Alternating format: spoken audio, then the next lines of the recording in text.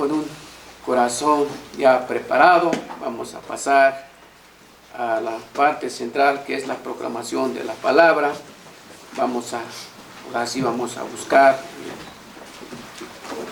en la primera carta de Timoteo, capítulo 3, de versículo 14, y de ahí de 14 al 16.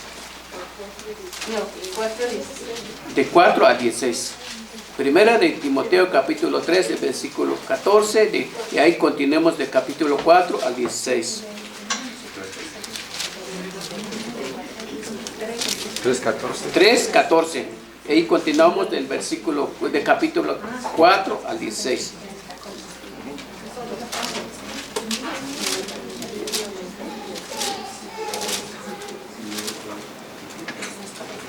Vamos a leer, hermanos, así como hemos estado acostumbrados a leer, de una forma alternada, y nos reunimos todos del capítulo del versículo 16 del capítulo 4. Dice así: esto te escribo, aunque tengo la esperanza de ir pronto a verte, para que citando sepas cómo debes conducirte en la casa de Dios, que es la iglesia de Dios viviente, columna y baluarte de la verdad. E indiscutiblemente grande es el misterio de la piedad. Dios fue manifestado en carne, justificado en espíritu, visto de los ángeles, predicado a los gentiles, creído en el mundo, recibió arriba en gloria. Pero el Espíritu dice claramente que en los postreros tiempos algunos apostatarán de la fe, escuchando espíritus engañadores y a doctrinas de demonios. Por la hipocresía de los mentirosos que teniendo cauterizado la conciencia, prohibirán casarse y mandarán abstenerse de alimentos que Dios creó para que con acción de gracias participasen de ellos los creyentes y los que han conocido la verdad. Porque todo lo que Dios creó es bueno y nada de desecharse si se toma con acción de gracia. Porque por la palabra de Dios y por la oración es santificado. Si esto enseñas a los hermanos, serás buen ministro de Jesucristo, nutrido con las palabras de la fe y de buena doctrina que has seguido. Desecha las fábulas profanas y de viejas, ejercítate para la piedad. Porque el ejercicio corporal para poco es provechoso, pero la piedad para todo aprovecha, pues tiene promesa de esta vida presente y de la venidera. Palabra fiel es esa y digna de ser recibida por todos. Que por esto mismo trabajamos y sufrimos oprobios, porque esperamos en el Dios viviente, que es el Salvador de todos los hombres, mayormente de los que creen. Esto manda y enseña. Ninguno tenga en poca tu juventud, sino que sea ejemplo de los creyentes en la palabra, conducta, amor, espíritu, fe y pureza. Entre tanto que voy a ocuparte de la lectura, la exhortación y la enseñanza. No descuides el don que hay en ti, que te fue dado mediante la profecía, que la imputación de los manos del presbiterio. Ocúpate de estas cosas, permanece en ellas, para que tu aprovechamiento sea manifiesto a todos. Ten cuidado de ti mismo y de la doctrina, persiste en ello, pues haciendo esto te salvarás a ti mismo y a los que te oyeren. Amén. Vamos a buscar, hermanos, en nuestros himnarios, el himno número 40. Abre mis ojos para ver. Himno número 40. De la segunda parte del himnario acerca de las Santas Escrituras, escrita por la hermana Clara H. Scott y traducido posteriormente por el hermano Eleazar Z. Pérez.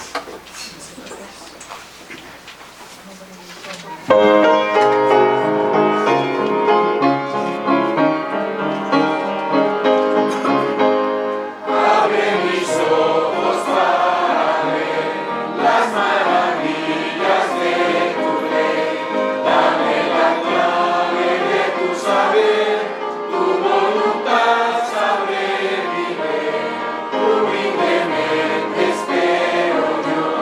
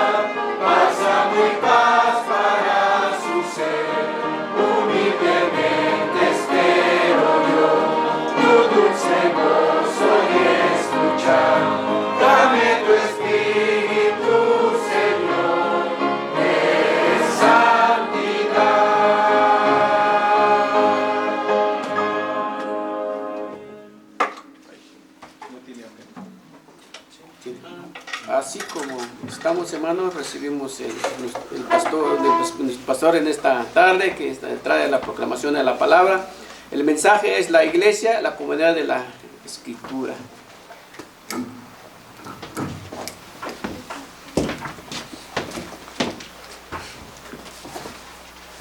Tomen su lugar, por favor, hermanos.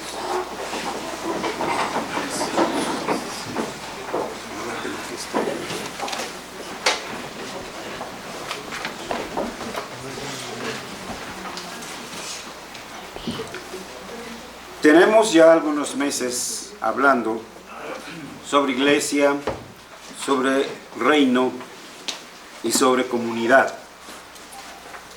Y hemos sido insistentes en ello.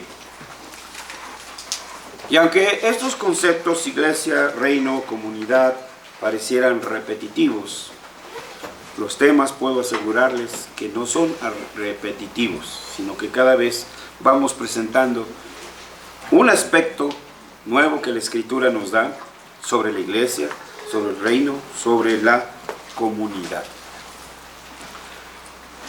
El pasaje que acabamos de leer, por lo menos, podemos mencionar o hacer resaltar tres cosas. No es que el contenido que hay aquí en cada uno de los versículos no sea importante, sino que me refiero a lo relativo aquí al tema que hoy nos ocupa. Las primeras cosas que podemos ver resaltar de inmediato en el pasaje que acabamos de leer es la tarea de la iglesia, columna y baluarte de la verdad. La iglesia es custodio de las Escrituras. Esa es su tarea. Tiene que defenderla, tiene que conservarla, tiene que propagarla, tiene que atesorarla, tiene que guardarla. La segunda cosa que aquí también resalta es la predicción de la apostasía. Ahora, entendamos que la apostasía no es incredulidad. La apostasía no es ateísmo. La apostasía es una credulidad desviada. De ahí viene su nombre, sin postos, sin puesto, ¿sí? Haberse salido del camino. O sea que en apariencia son creyentes. En apariencia usan la Biblia. En apariencia leen la Biblia. Pero en realidad están llevando al pueblo desviado. ¿Qué tenemos hace unos años en Waco, Texas? El suicidio colectivo acá en una de las Guyanas. Y todos estos hombres usaron la Biblia. Y todavía tenemos un ejemplo reciente que no sabemos cuál va a ser el desenlace con los de la luz del mundo. Entonces, eso siempre lo habrá. Y de eso debemos estar muy atentos. Y tercero, lo que vemos entonces, ¿cuál es entonces la tarea asignada al ministro? Además de lo que está diciendo ahí, entre tanto que voy, ocúpate en la lectura, la exhortación y la enseñanza. Esta es la tarea del pastor. ¿Sí? No descuides el don que hay en ti. Pero en el versículo 16 quiero resaltar una nota. Pablo le dice a Timoteo, ten cuidado de ti mismo y de la doctrina. Si en algo debe ponderar el pastor es en la doctrina. Si en algo debe insistir el pastor es en la doctrina. Porque sin doctrina no hay un pustón, no hay un punto de apoyo, no hay una referencia para calificar las acciones cotidianas de la vida. O de otra manera nos dejamos manejar por las situaciones. Y las situaciones nos van entonces a controlar. Ten cuidado de ti mismo y de la doctrina. Y quiero acentuar esto y advertirles, hermanos, que lo haré en tanto que ustedes me quieran soportar, porque yo considero que esta es mi tarea. Persiste en ello. No solo aquí lo dijo, en otra parte el apóstol Pablo dice, en estas cosas quiero que insistas. Y esta debe de ser la insistencia de un pastor, la buena y la sana doctrina. Esta es la insistencia de una madre con el hijo. La buena y sana alimentación. Perdonen lo fuerte de la expresión, pero solo una madre loca sujetaría su menú a lo que el chamaco quisiera. ¿Qué le va a pedir el chamaco? Hot dog, pizza, papitas, etcétera, y etcétera. ¿Qué sabe que la mamá que debe comer el chamaco? Carne, verduras, leche, agua simple, y etcétera, y etcétera. ¿Sí? Entonces vean ustedes, esta es precisamente. Por eso la afirmación, la iglesia es una comunidad de la Escritura. Vamos a orar. Nuestro Dios, nuestro Padre y nuestro Rey, queremos pedirte esta mañana que al abrir las Escrituras y leerlas públicamente, también abras nuestros corazones. Y que tu palabra, Señor, llegue a lo profundo de nuestro ser. Y por la obra milagrosa de tu Espíritu Santo, seamos iluminados para conocer y entender tu voluntad. Pero queremos pedirte también, Señor, que en tu gracia y por la ayuda de tu palabra y de tu Espíritu, seamos hacedores de tu palabra. En el nombre de Jesucristo oramos. Amén. Amén. Entonces decíamos que la iglesia es una comunidad de las Escrituras. No quitamos el dedo del renglón. La iglesia es el cuerpo de Cristo y en ello permanecemos. Pero la iglesia no es como cuentas de rosario, una sarta de individuos aislados, una sarta de ciudadanos, sino que es un cuerpo comunitario, es una comunidad de fe, sujeta a las Escrituras, y punto. Y no hay nada que lo mueva. Pero, ¿qué decir de otros grupos? Que conocemos bastantes, testigos de Jehová, por ejemplo, o adventistas. ¿No usan la Escritura? Claro que sí. Entonces, ¿cómo vamos a diferenciar esto? ¿Cómo vamos a entender que nosotros como iglesia somos una comunidad de la Escritura? Somos un pueblo de un solo libro. Y ese libro es la Biblia. Hay un pasaje que puede ayudarnos a refrescar nuestra situación de ahora. En Lucas 10, los versículos 25 al 28, de la llamada parábola del buen samaritano. Estos primeros 4 versículos nos pueden situar en el por qué, aun cuando distintos grupos dicen creer en la Biblia, dicen seguirse por la Biblia, ¿por qué podemos incluso catalogarlos dentro de la lista que Pablo nos menciona de los apóstatas? Iglesias que viven en apostasía. Dice la Escritura así: y he aquí, un intérprete de la ley se levantó y dijo para probarle: Maestro, ¿haciendo qué cosa heredaré la vida eterna? Y él le dijo: ¿qué está escrito en la ley? ¿Cómo lees? Aquel respondiendo dijo: amarás al Señor tu Dios con todo tu corazón y con toda tu alma y con todas tus fuerzas y con toda tu mente, y a tu prójimo como a ti mismo. Y le dijo, o sea, el maestro le respondió: bien has respondido, haz esto y vivirás. ¿Qué son los elementos que encontramos en esta lectura? En primer lugar, tenemos un intérprete de la ley, porque así nos lo está revelando el Espíritu. He aquí un intérprete de la ley, es decir, era un experto. Conocía la Biblia de página a página, de solapa a solapa. Era un doctor, un versado en el conocimiento de las Escrituras.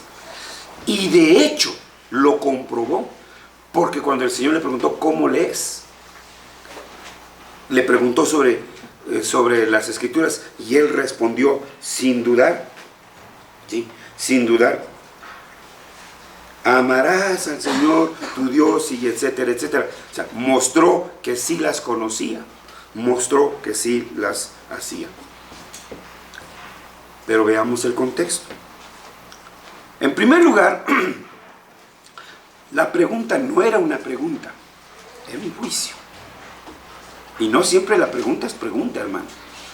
A veces la pregunta o mejor dicho, la acusación la disfrazamos de pregunta. Aquí dice que le preguntó para probarle. No era una pregunta de una duda sincera, sino él quería encajonar, ¿sí? Encajonar a Jesucristo, como en los filósofos griegos, en su metodología, para llevarlos a la mayéutica, de pregunta a pregunta a pregunta, hasta hacerlos dudar, para que dijeran: yo solo sé que no sé nada. No, hermanos, no es tan inocente esa frase, no es tan inocente, está cargada de significado filosófico. Preguntó, decíamos entonces, para probar a Jesús. Usó la Escritura, cierto, porque la mencionó, pero su motivo no era sincero. Las sectas que han salido del cristianismo también conocen las Escrituras. Santiago 2:19. ¿Qué dice? ¿Alguien nos puede ayudar y lo lee? Santiago 2:19.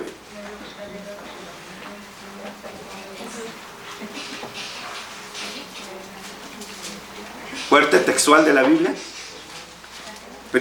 Santiago 2:19. Tú crees que Dios es uno, bien haces. También los demonios creen y tiemblan. No somos los únicos, ¿sí? No somos los únicos. Recuerden la analogía. El diablo, cuando se presentó en el Edén, ¿qué usó? La palabra de Dios, ¿sí? Todavía no existía la sociedad bíblica, ¿sí? Todavía no existía la Biblia Nelson, etcétera, o la Biblia de Jerusalén, o la Torre Samat, o la Nácar Colunga. Pero él usó la palabra. Entonces, que alguien nos lea un versículo que no nos impresione, que no nos apantalle el ¡ay, cómo se sabe la Biblia! Eso no es la impresión. No solamente ahí lo usó, la usó con el propio maestro en el desierto, ¿recuerdan? Dice, lo llevó a lo alto del edificio y le dice: aviéntate, pues la Escritura dice, habló de la Escritura. Entonces, hermanos, ¿qué garantía es? ¿Cómo entonces nosotros seguimos afirmando que la iglesia es una comunidad de la Escritura? Pero atendamos a la respuesta de Jesús. Primero, lo remitió a la Escritura. ¿Qué dice la Escritura? La repitió, ¿sí? ¿Qué dice la Escritura? Dice, pues amarás a Dios. Y les repitió Juan 3:16, y les repitió Apocalipsis 14:21, y les repitió toda la Biblia, que nos dejó así. ¡Qué bárbaro! ¿Cómo se sabe la Biblia? ¿Con eso se quedó el Señor? No. La siguiente pregunta fue: ¿cómo lees? ¿Cómo lees? Pero aquí nosotros debemos de entender que la respuesta no es simplemente una lectura de repetición de palabras de un escrito, sino debemos de entender el trasfondo de esta palabra. En el idioma griego, como fue escrito el Nuevo Testamento, dice pos anaginoskis. Vos, ¿cómo? Ginoskis, la conoces. Sí, está bien traducido como lees, porque esta palabra también nos remite a la lectura pública, pero también significa interpretar. Lo que realmente el maestro le preguntó a este doctor en la ley: ¿cómo la interpretas? Ese es el punto. ¿Qué herramientas usas para interpretar? Si usas a Marx, bueno, pues toda la Biblia va a decir lo que Marx dice. Si usas a cualquier otro, a Platón, bueno, pues entonces toda la Biblia va a ser puro platonismo. O si usas los lentes de Aristóteles, pues va a ser lo mismo. Ese es el verdadero problema. ¿Qué herramientas usamos para leer las Escrituras? ¿Cómo le interpretas? El doctor en la ley demostró que sí conocía la Escritura, pero estaba equivocado en su interpretación. Ese es el punto. Cuando le repite como periquito el versículo Juan 3:16, ¿cuál fue la respuesta del Señor? Haz esto y vivirás. Versículo 28. Y le dijo, bien has respondido. O sea, sí te sabes la Biblia. Haz esto y vivirás. Pero entonces, miren el versículo 29, queriendo justificarse, etcétera, etcétera, dice, ¿quién es mi prójimo? Como si no lo supiera. Y entonces el Señor le describe con una parábola. Pero terminando el versículo, el párrafo en el versículo 37, el Señor también le lanzó una pregunta. ¿Quién crees que era el prójimo? O sea, aquí le estaba vertiendo la idea que el doctor tenía de prójimo. Y ahora el Señor le dice, no, mira, el prójimo no es el que tú te imaginas, el prójimo es este. Bueno, él estaba pensando de manera elitista, solo Israel, desechando a los samaritanos, desechando en fin todos los demás. Pero el Señor le dijo, no, todo el que está cerca de ti es tu prójimo, y es a él a quien debes de ayudar. Por eso le dice la pregunta, ¿quién pues de estos tres parece que fue el prójimo del que cayó en manos de los ladrones? Y responde el doctor, el que usó de misericordia con él. Y remacha la idea del Señor, ve y haz tú lo mismo. Entonces, ¿de qué sirve que sepas doctrina si no la vives? ¿De qué sirve que vivas si no tienes doctrina? Entonces eres un pragmático, un situacionalista. A ti te manejan las circunstancias, no los principios. Por eso nosotros seguimos afirmando que la iglesia es una comunidad de la Escritura. Pero no somos avestruces, porque no enterramos la cabeza e ignoramos los problemas que rodean no solamente a la sociedad, no solamente al mundo, incluso a la iglesia misma. Y es así que, aunque con pena, tenemos que reconocerlo y decirlo. La iglesia está en crisis, y eso es cierto. Pero este problema en sí mismo no es nuevo. La iglesia en diferentes épocas siempre se ha enfrentado a diversas crisis. Y el Señor la ha sostenido y ha sobrevivido. Porque el Señor siempre se ha guardado para sí un remanente fiel. Sin embargo, la crisis actual tiene elementos nuevos que bien pueden significar que es la crisis más significativa desde que la unidad monolítica de la estructura institucional de la iglesia papista, y por qué no decirlo también, desde el momento en que la iglesia reformada también se fracturó. La iglesia reformada habló fuerte, 1516, habló fuerte, 1600, pero después del siglo XVII y siglo XVIII, la misma iglesia reformada se fracturó y empezaron a surgir los metodistas, los bautistas, por mencionar algo. Porque más adelante empezaron a surgir otras sectas, los darwinistas, por ejemplo, y así sucesivamente.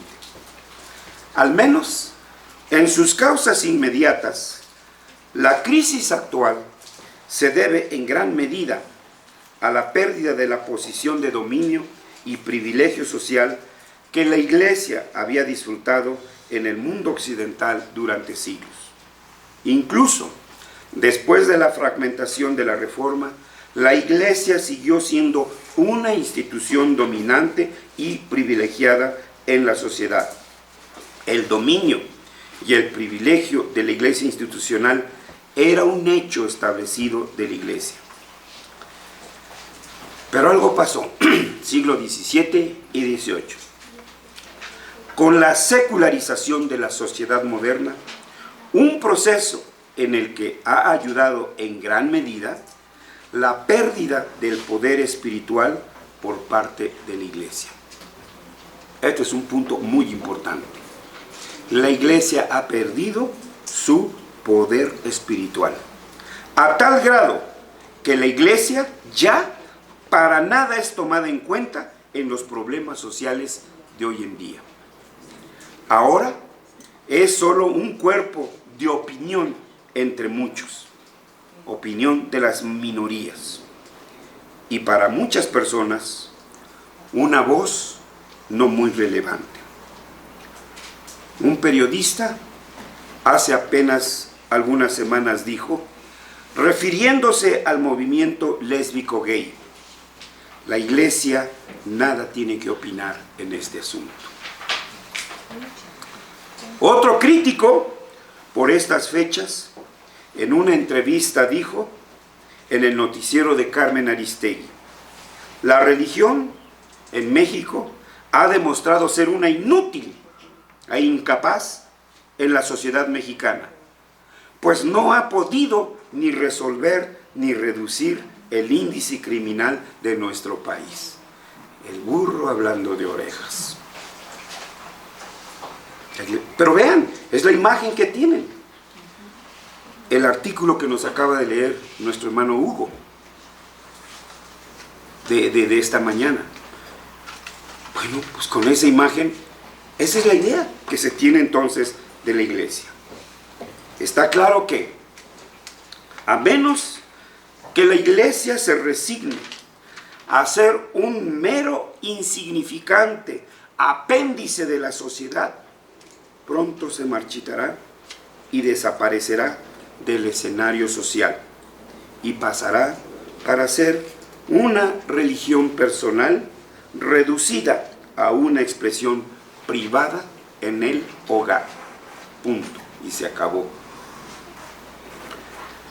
Es evidente que debe haber una importante reevaluación del papel de la Iglesia en el mundo de hoy. Pero ¿cómo vamos a hacer esto? Debemos proceder a una extensa modernización programada. Es decir, hay que modernizar la Iglesia. Pues estamos quedando rezagados. Son del siglo XVI. No, eso decía Calvino. No, pero estamos en el 2000 y tantos. No podemos aplicar esos métodos ahora. Es la opinión de muy pocos.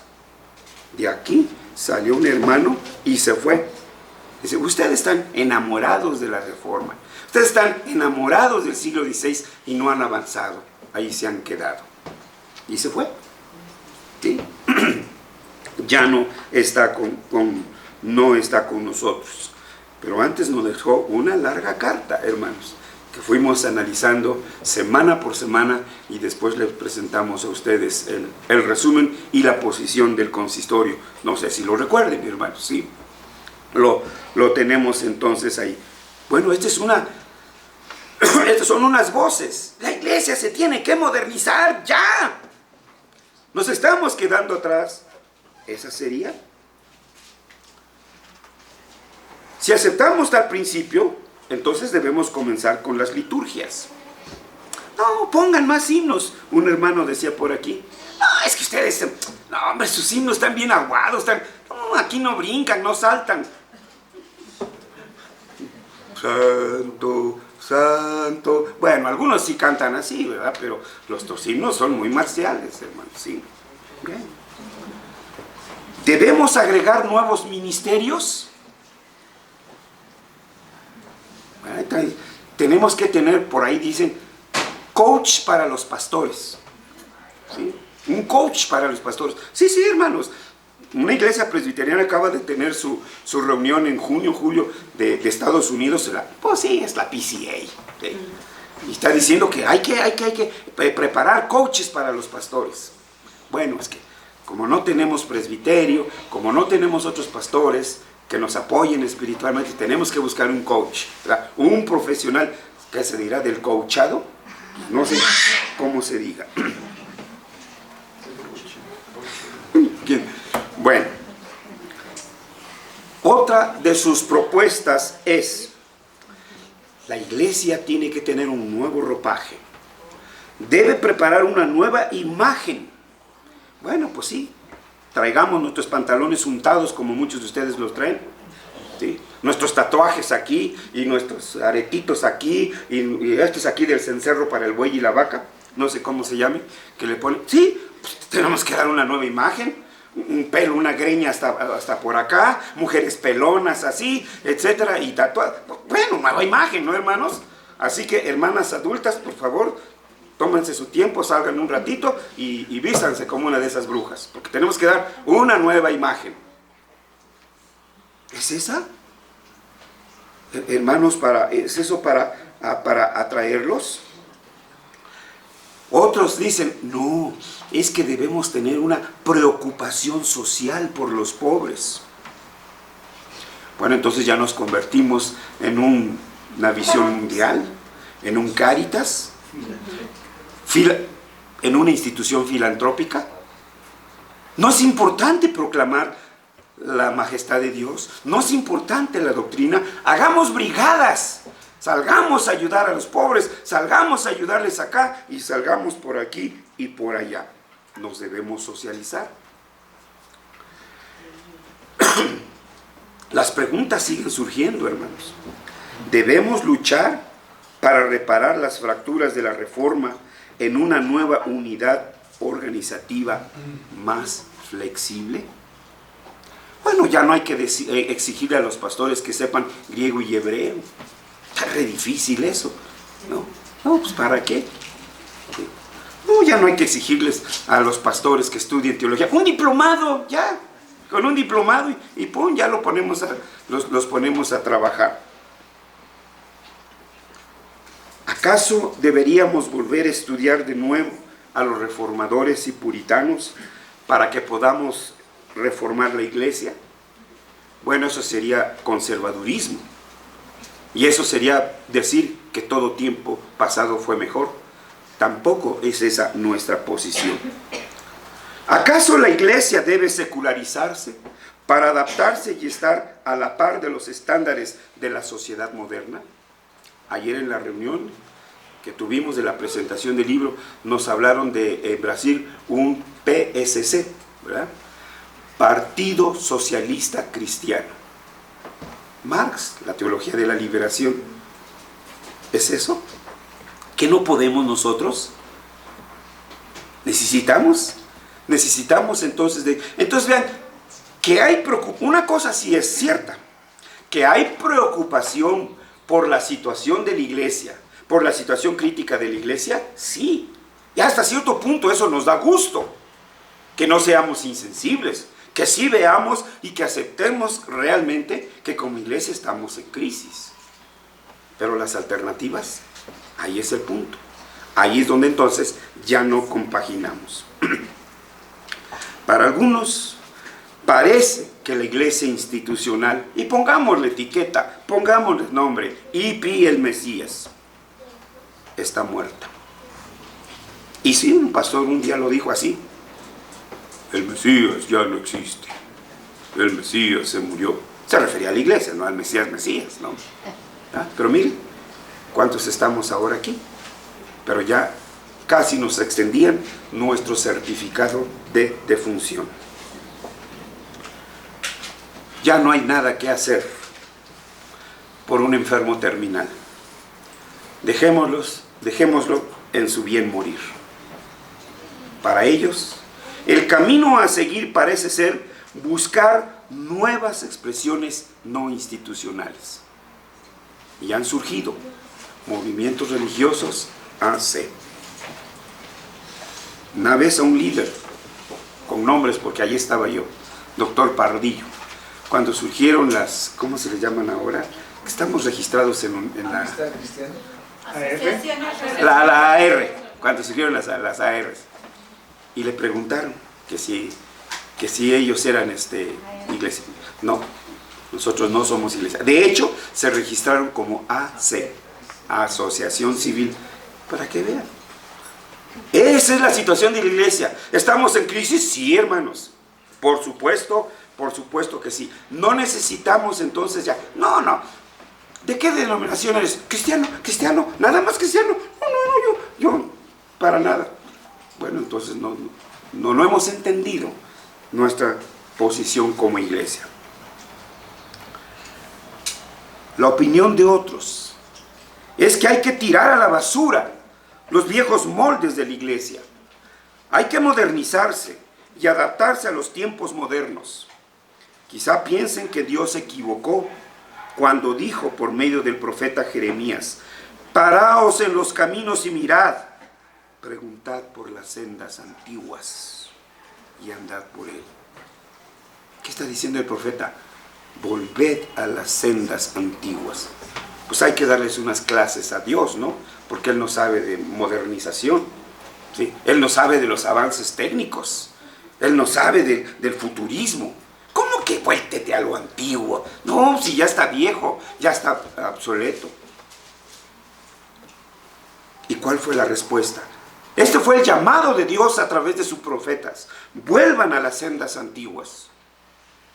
Y el pueblo, dice el profeta, mas dijeron: no andaremos, no regresaremos. Jeremías 6:16. Y tenemos distintas respuestas.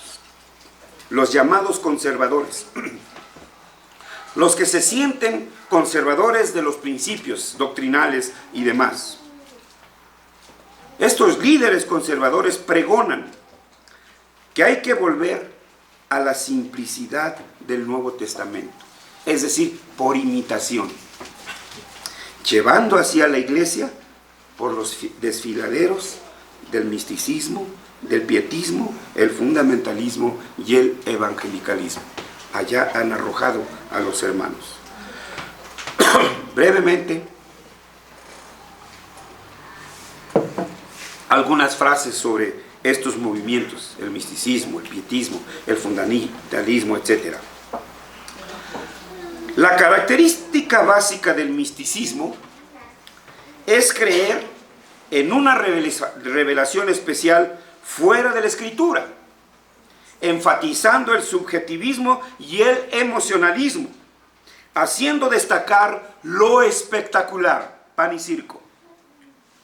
Por añadidura, le restan importancia a la iglesia establecida y organizada y se centran en torno a un caudillo iluminado.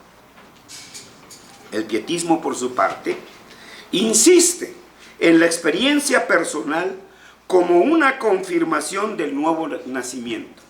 Enfatiza la emoción por encima del intelecto. El pietismo no supo mantener en equilibrio adecuado la vitalidad espiritual y el vigor intelectual.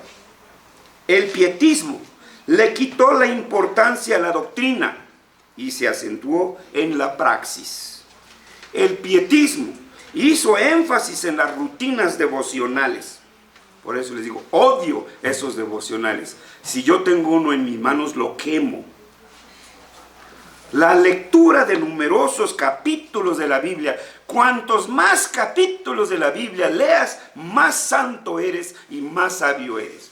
Cuidado, sí debemos de leer la Biblia, por supuesto, ¿sí? pero eso no me hace más santo, ni me califica superior espiritualmente hablando a mis demás hermanos.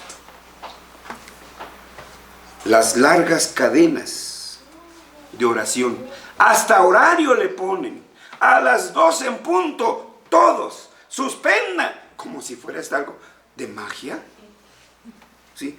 Suspendan todos e hínquense y oren. Claro que tenemos que orar, tenemos que unirnos en la oración, por supuesto, esa es una tarea de la iglesia, pero darle este tinte místico, hermanos, ese es el problema.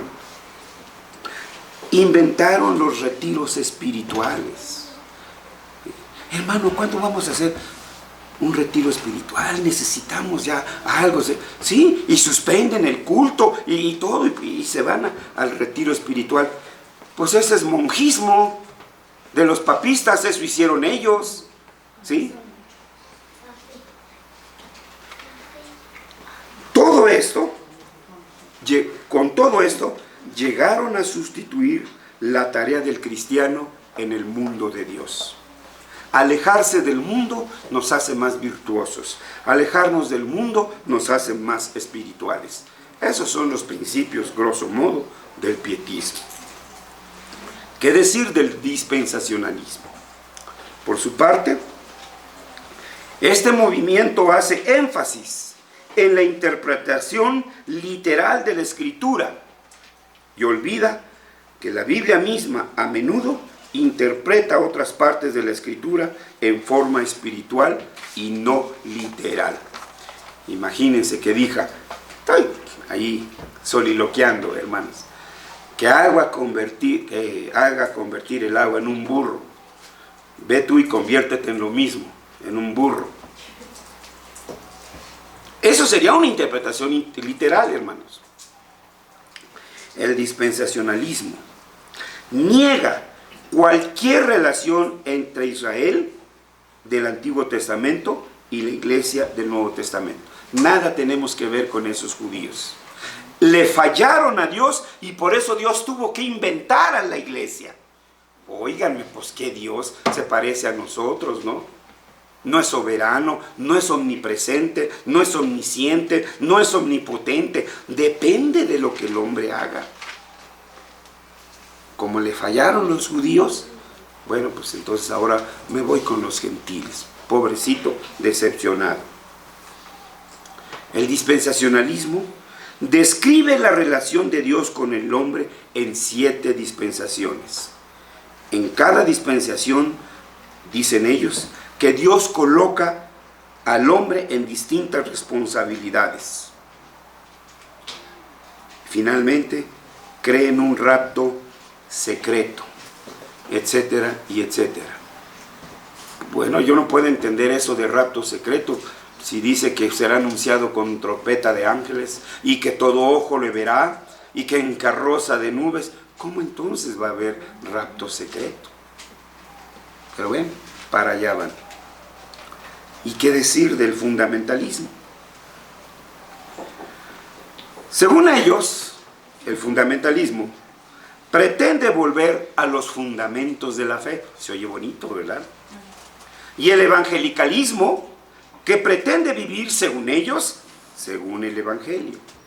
Pero ambos, en realidad, son el eclecticismo del pietismo, el dispensacionalismo, el arminianismo y hasta un calvinismo diluido. Se dicen calvinistas, pero yo creo que porque aprendieron a escribir calvinismo 100 o 1000 veces en las páginas de su cuaderno y ya se dicen calvinistas. Sin embargo, cada uno de estos movimientos han demostrado algo. ¿De qué pie cojeamos la iglesia verdadera? Esto demuestra que hemos desatendido algunas de las áreas nuestras como iglesia y que estos grupos las han hecho resaltar. Por eso, antes de juzgar entre estas alternativas o rechazarlas a todas por alguna otra respuesta, debemos analizar la pregunta básica, pero a menudo descuidada. ¿Qué es la iglesia? ¿Cuál es su relación con la sociedad humana? Para nuestra respuesta, debemos regresar de nuevo a las Escrituras y debemos entender que la iglesia es una comunidad de la palabra de Dios, una comunidad de discípulos de Cristo, una comunidad del Antiguo Testamento, una comunidad del Nuevo Testamento, y que la iglesia es una comunidad de un solo cuerpo, pero diversos ministerios. Temas que vamos a tratar de explicar en las presentaciones que vienen. Pero, en conclusión, ¿qué debemos de tomar? Solo a manera de recordatorio, porque ya lo hemos platicado en otras ocasiones. Un hermano en uno de sus libros escribió el papel de las Escrituras, y lo dijo con tres tés. No té de tila, té de canela, ni té de hierbabuena, no. La Biblia, teach. Bueno, los que saben japonés ya lo interpretaron, ¿verdad? The Scripture, test. Los que saben alemán de inmediato. Esto quiere decir esto. Y por último dijo, the Scriptures, training. Teach, enseña. Test, prueba, examina. Training, nos entrena, nos capacita. Pero eso ya lo hemos hablado, hermanos. ¿Sí? No es un incensario, no es un instrumento ritual de la liturgia. Hemos hablado también del calvinismo como un sistema de vida radical, integral y consistentemente escritural. Hemos hablado de la necesidad de una cosmovisión bíblica que nos ayude a ver conforme a las Escrituras sobre la creación, la caída y la redención. Principios que van a dirigir nuestro actuar en la familia, como papá, como mamá, como esposo, como esposa. No podemos ignorarlos en cada uno de nuestros quehaceres, estos principios. ¿Y por qué no mencionarlo? El enfoque bíblico respecto de la perspectiva del liderazgo ante el mundo que los cristianos debemos llevar adelante. Visión, autoridad y poder.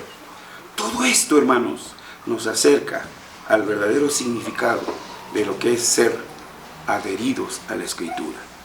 Por eso el siguiente tema será la iglesia, ¿sí? Comunidad de discípulos de Cristo. ¿Cuáles son el significado, los alcances y los límites de esta tarea de nosotros como discípulos de Cristo? Que Él nos ayude a entenderlo a través de su palabra y de su espíritu. Mientras tanto, lee las Escrituras y lee las Escrituras. Uno de nuestros maestros en las clases de homilética, nosotros ya no damos homilética, un alumno se acercó a este maestro y le dice: oiga, maestro, ¿y qué hago si estoy haciendo mi sermón y leo el pasaje y no le entiendo? Vuélvelo a leer. Pero si ya lo leí 2 veces, léelo 5. Pero si ya lo leí 5, léelo 10. Ya léelo 20, 30, 40. Pero dice léelo, no le dijo léelo. Entonces sí tenemos que poner, hermanos, todo nuestro sentido en las Escrituras. Ahí debemos comenzar, con una lectura leal y sincera de las Escrituras. A ver, ¿qué dicen las Escrituras?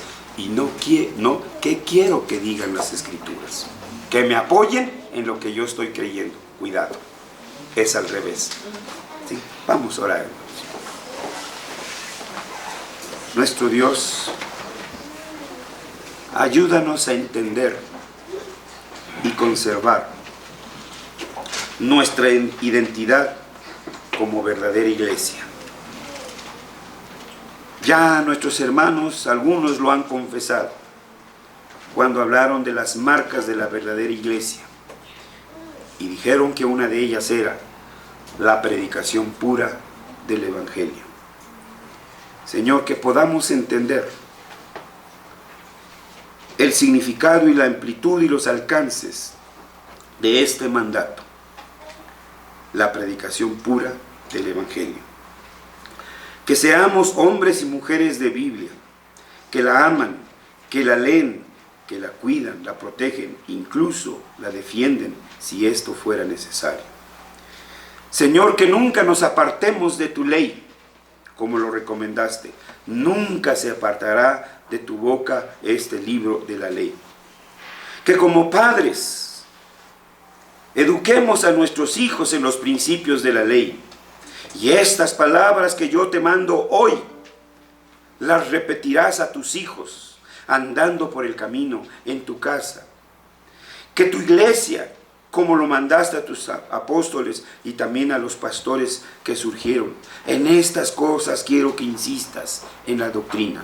Que jamás olvidemos, Señor, estos principios, estos mandatos que tenemos como iglesia. En el nombre de Jesús oramos. Amén.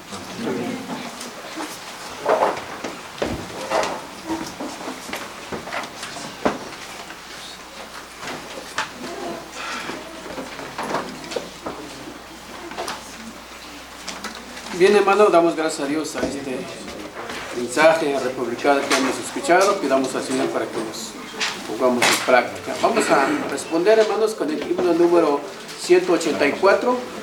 Himno número 184. De la octava parte del himnario que dice consagración y vida cristiana, himno 184, escrita por el hermano Harold Lower y traducida por el hermano Eleazar Z. Pérez. Himno 184. Vivir por Cristo en su pureza y verdad. Himno número 184.